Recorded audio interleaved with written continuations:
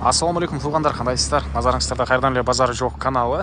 Бүгін сіздерге туғандар Бишкек шаарынын түндүк тарабы Константиновка айынан бир сатылуучу үй көргөзмөкчүмүн. Жерин аянты 26 сотуктан көрө экен. Так, сіздер бул Константиновка келүү үчүн туғандар түз объездной жана Алматин көчөсү кесилген түз эле түндүк тарабы келесиздер. Келип бир аз жүрсөңүздөр сол тарапка карай кайрылган көчө бар. Ошол менен бир аз эле бери карай келесиздер. Биринчи эле айыл ушул Константиновка болуп калат. Ленинский тарап менен келесиздер тугандар. Анан бул жерден түз эле Аламидин базарына жана сум тарапка жүргөн маршруткалар бар. И Дордой базарына деле тугандар бул жерден анча деле алыс эмес, машинаңыздар менен ашып барса 20 мүнөттө барып кала алат экенсиздер. Так, андан нары дагы эмне болот? Ушул Константиновканын чыгыш киреберишинен эле сол тарапка кирсеңиздер эле үйүбүз бул жерде бир 300 метр аралыкта жайгашкан Садовая көчөсү 14-чү дарек болуп калат. Мынакей тугандар, келүү жолун түшүндүргөнчү бүгүнкү чыгыштагы сатылуучу үйгө да жетип келип калдым. Бул үйүбүздүн көчө тараптан көрүнүшү дарек Константиновка айылы Садовая көчөсү 14-чү үй болуп калат тугандар.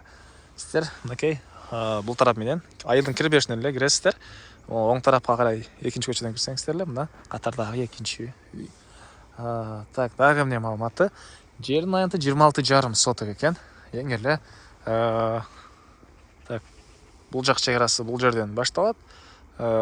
Дарбаза, калиткасы и бул жак чегерасы кирпиштен болгон забор бүткөн жерге чейин тугандар. Жолдор кенен, электр энергиясы, суусу бар экен. Мектебине бул жактан жөө эле балдар барып келишет. Сайдыгы жана больницасы бар экен тугандар.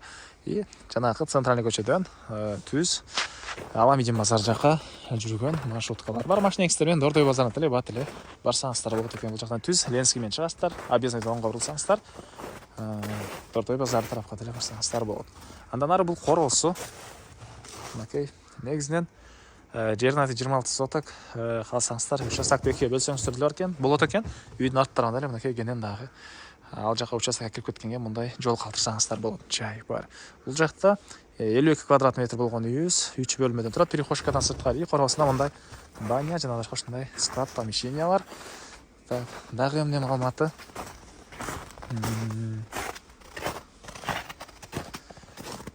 Окей, тугандар. Бул жана азыр дагы участокты көргөзөм. Биринчи болуп сиздерге үйдүн ички тарабын көргөзөйүн. Документтери боюнча тугандар техпаспорты бар экен. Техпаспорты бар. Ошол менен сиздерге купли-продажа кылып берет тугандар үй ээси.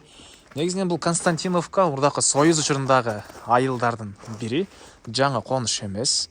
Негизинен кызыл китебин деле алсаңыздар болот экен. Азыркы учурда ошол техпаспорты бар. Толук түрдө ээсинин номери экранда жазылып турат. Байланышсаңыздар болот тугандар. Экранда жана описаниеде ээсинин номери турат. Андан ары бул кире бериш отоплениянын котелу, бул жагынан терезелер. Бул прихожкадан сырткары дагы мына 3 бөлмөдөн турат тугандар. Мынакей бул жагында дагы бир бөлмө, мынакей бул жерде бир бөлмө и бул жакта мына 3-чү бөлмө.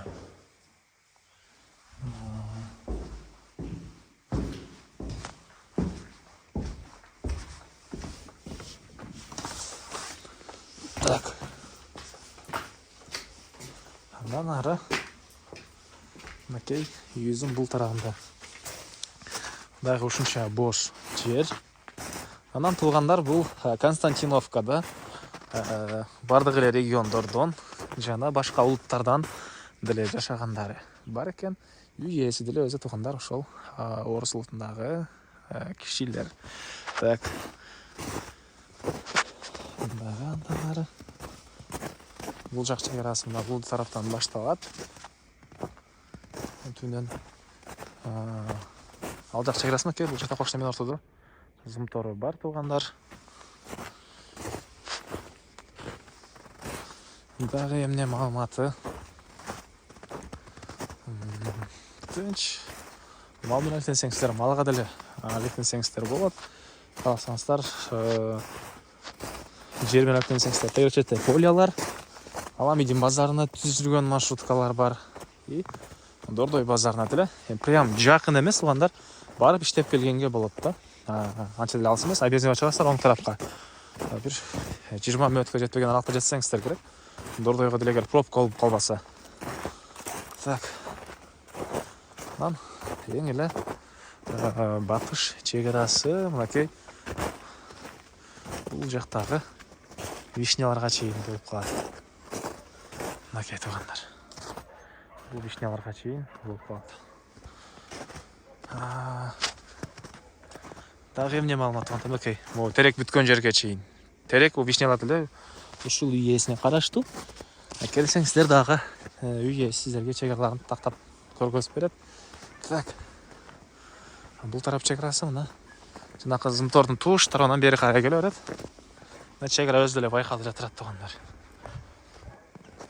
Бул жерден 4 бурчтуу болгон участок. Баасы бул үйдүн 32 000 доллар сурап атыптыр. Андан дагы сүйлөшүү болот. Ээсинин номери экранда жана описанияда ээси тил деп жазылып турат. Звонок кылып сүйлөшүп көрүңүздөр. Сүйлөшүүлөр болот туугандар. Достор менен, группалар менен бул видеону сиздер бөлүшсөңүздөр, мага бул үй ээсине чоң жардам берген болосуздар. Анда эместермен коштошом. Кийинки чыгышка чейин саламатта калыңыздар туугандар.